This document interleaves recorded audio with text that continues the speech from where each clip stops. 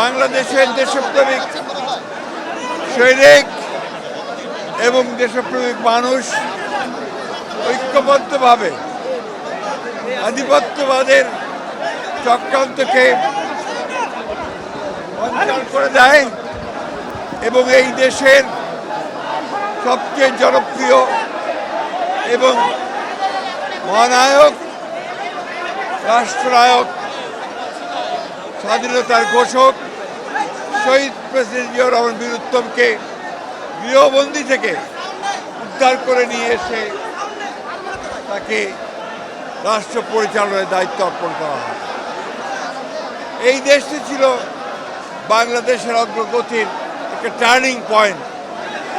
শহীদ president Ziaur Rahman একদলীয় ব্যবস্থা থেকে বহুদলীয় গণতন্ত্র ফেরত দিয়ে আসেন। মাল্টি পার্টি ডিসিপ্লিন ডেমোক্রেসি তিনি চর্চা করেন। তিনি সংবাদপত্রের স্বাধীনতা দেন, বিচার বিভাগের স্বাধীনতাকে নিশ্চিত করেন এবং জনগণের গণতান্ত্রিক যে অধিকার সেই অধিকারকে তিনি নিশ্চিত করার চেষ্টা করেন।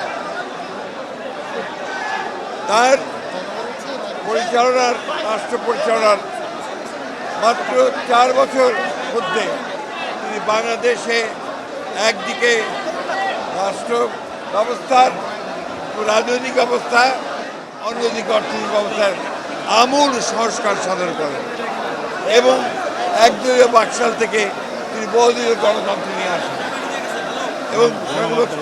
এবং সংবাদপত্রের স্বাধীনতাকে তিনি নিশ্চিত করেন।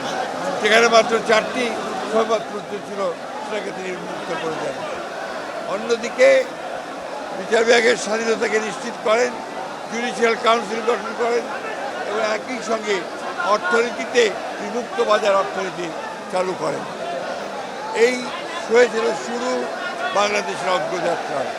বাংলাদেশকে একটি সমৃদ্ধ সুখী গণতান্ত্রিক রাষ্ট্র হিসেবে নির্মাণ করার জন্য শহীদ জিয়াউর রহমান যে ভিত্তি স্থাপন করেছিলেন, সেই ভিত্তি পরবর্তীকালে বাংলাদেশের সামনের দিকে এগিয়ে যায়। আজকে গার্মেন্টস আমরা ফ্যাক্টরি থেকে আরএনজি সেক্টর থেকে যে অর্থ আমরা আয় করি, একই সঙ্গে বিদেশে আমাদের শ্রমিক ভাইয়েরা কাজ করে রেমিটেন্স নিয়ে আসে, তারও ভিত্তি করেছিলেন শেখ মুজিবুর রহমান। অর্থাৎ এই ষড়জন্মা মহাপুরুষ তিনি বাংলাদেশের অগ্রগতির মূল ভিত্তি রচনা করে দিয়েছিলেন। সেই জন্যেই আজকের এই দিনটি শুধু বিএনপি নয়, বাংলাদেশের স্বাধীন চেতা মানুষের কাছে, গণতন্ত্রকামী মানুষের কাছে অত্যন্ত একটা গুরুত্বপূর্ণ দিন।